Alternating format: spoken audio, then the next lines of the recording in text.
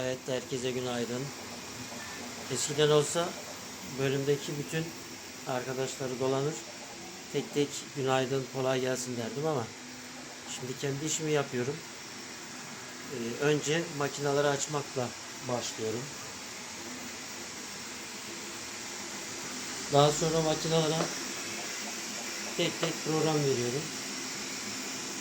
Yalnız bugün elektrik biraz bunalttı beni.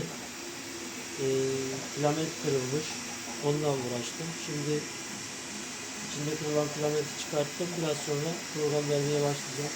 Onun yüzünden flaşa da program veremedim. O da beklemedi. Ama diğer 3 makinamız gördüğünüz gibi çalışıyor.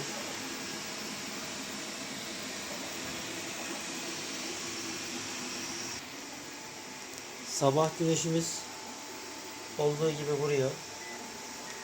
Bizi ısıtıyor tabii ki.